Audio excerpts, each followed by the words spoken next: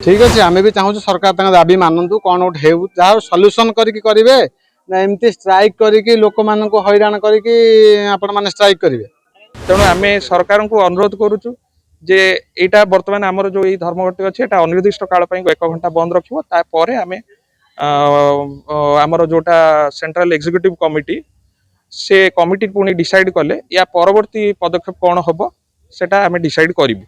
ମୁଁ ତ ଜାଣିନି ଆଜି ଆସିଥିଲି ମୋର ଏଇ ଦାନ୍ତ ଗୁଡ଼ାଟା ବିନ୍ଧୁଛି ଏବଂ ଫୁଲି ଯାଇଛି ଟିକେ ଡେଣ୍ଟାଲ ଦେଖିବା ପାଇଁ ଆସିଥିଲି। ମୁଁ ଆସିକି 10ଟାରୁ ପହଞ୍ଚିଲି ବର୍ତ୍ତମାନ 10:30 ହେଲାଣି ଚାବି ପଡ଼ିଛି କୌଣସି ଡକ୍ଟର ନାହାନ୍ତି। ଆମର ଓଡ଼ିଶାରେ 15,000 ସାଂକ୍ସନ୍ ପୋଷ୍ଟ ଥିଲା ବେଳେ ବର୍ତ୍ତମାନ ଆମେ 5,000 ରୁ କମ୍ ଡାକ୍ତର ସଂଖ୍ୟାରେ କାମ କରୁଛୁ। ତେଣୁ ଡାକ୍ତରମାନଙ୍କୁ 3 ଗୁଣା କାମ କରିବାକୁ ପଡୁଛି।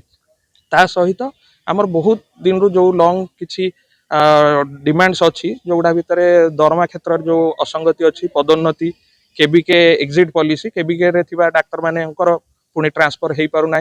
मुख्यतः जो महिला डाक्तर माने अच्छी तांकर सुरक्षा डाक्तर मानकर सुरक्षा डाक्तर मानकर स्वास्थ्य बीमा बर्तमान जाए आम से अंतर्भुक्त होना। मु डाक्टर अमिताभ जेना ओमसा भद्रक ब्रांच संपादक। आमर यहाँ ओमसा तरफ जो धर्मघट स्ट्राइक जो आम आसू ओल्लैचु आज नवेम्बर 20 तारिख दिन आम गोटे सीसी मीटिंग केंद्रीय कार्यकारिणी परिषद रे डिसाइड होता आम मसे कला बैच परिधान करूँ आउ तार मसे पर आम उपर सरकार जहाँ आमर जहाँ नार्य दाबी अच्छी दाबी गुड़ा भितर मुख्यतः अंतर्भुक्त होची कौन जे आमर ओडिशा रे 15,000 सैंक्शन पोस्ट थिला बेले बर्तमान आम 5,000 रू कम डाक्तर संख्यार कम करुँ। तेणु डाक्तर मानू 3 गुणा कम करने पड़ुछि। ता सहित आमर बहुत दिन रू जो लंग किछि डिमांड्स अच्छी जोगुड़ा भितर दरमा क्षेत्र जो असंगति अच्छी पदोन्नति केबीके एग्जिट पॉलिसी केबीके रे थिबा डाक्तर माने पुणी ट्रांसफर हो पारना।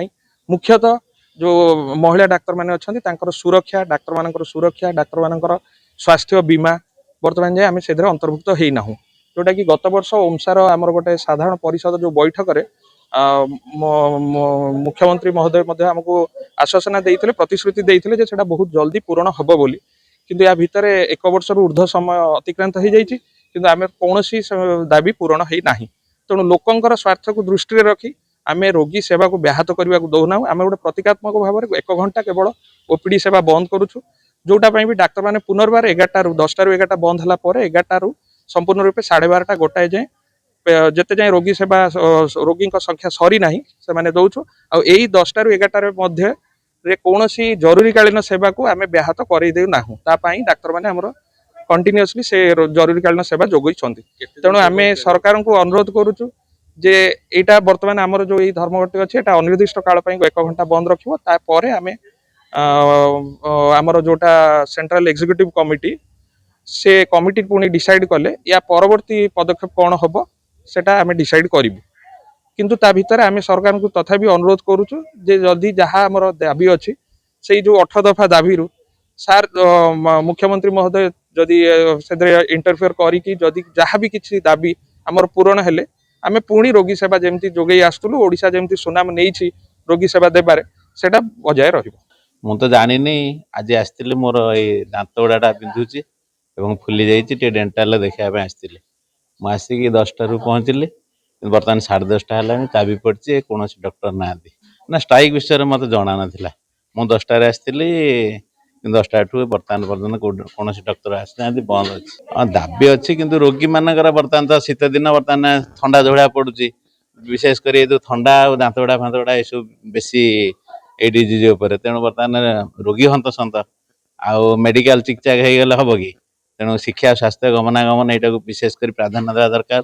আর ডাক্তার ମାନଙ୍କ অনুপস্থিত ହେଲା ରୋଗୀ ମାନେ ହନ୍ତସନ୍ତ ହେଉଛନ୍ତି ଏଇଟା ଗୋଟେ ଦୁଃଖ ଓ ପରିତାପର ବିଷୟ।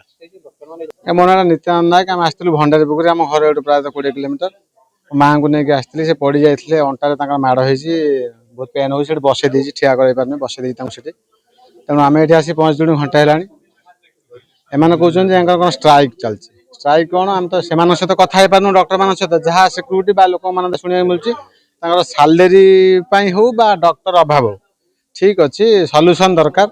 ତ ସାଧାରଣ ଲୋକ ବର୍ତ୍ତମାନ ଆମେ ଦେଖନ୍ତୁ ଆପଣ କ୍ୟାମେରାମ୍ୟାନ୍ କୁ କୁହନ୍ତୁ ବୁଲେଇବେ ଦେଖନ୍ତୁ କେତେ ଲୋକ ସବୁଥିରେ ଲାଇନ୍ ଅଛି ଏତେ ଲୋକ କ'ଣ କରିବେ ଲୋକ ମୁଁ ଭଣ୍ଡାରୀପୁରରୁ ଆସିଛି କିଏ ବାଦେପୁରରୁ ଆସିଛି କିଏ ଧାମରାରୁ ଆସିଛି ସାଧାରଣ ଲୋକ କାହିଁକି ଆପଣମାନଙ୍କ ପାଇଁ ହଇରାଣ ହେବେ। ଦାବି ଗୁଡାକ ଠିକ ଅଛି ଆମେ ବି ଚାହୁଁଛୁ ସରକାର ତାଙ୍କ ଦାବି ମାନନ୍ତୁ କଣ ଗୋଟେ ହେଉ ଯାହାର ସଲ୍ୟୁସନ କରିକି କରିବେ ନା ଏମିତି ଷ୍ଟ୍ରାଇକ କରିକି ଲୋକମାନଙ୍କୁ ହଇରାଣ କରିକି ଆପଣ ମାନେ ଷ୍ଟ୍ରାଇକ କରିବେ ନିହାତି ଭାବେ ଆପଣ ନିଜେ ଚିନ୍ତା କରନ୍ତୁ ଗୋଟିଏ ଘଣ୍ଟା ହେଲେ ଆପଣ କେତେ ଲୋକ ହଇରାଣ ହଉଛନ୍ତି ଖାଲି ମୁଁ ନୁହଁ ସବୁ ବିଭାଗରେ ଗୋଟେ ବିଭାଗ ହେଇଛି ହଁ ଠିକ ଅଛି ଆମେ ଆଡଜଷ୍ଟ କରିପାରିବା ପ୍ରତ୍ୟେକ ବିଭାଗରେ ଏମିତି ସବୁ ବିଭାଗରେ ଲାଇନ ଲାଗିଛି 11ଟା କହୁଛନ୍ତି କଣ 11ଟା କି 11:30 ବି ହେଇଯାଇପାରେ ଘଣ୍ଟେ ନୁହଁ ଆପଣ ମାନେ ଏଇଠି ରୁହନ୍ତୁ ଦେଖନ୍ତୁ କୋଉଠି 11ଟାରେ ସେମାନେ ଖୋଲିବେ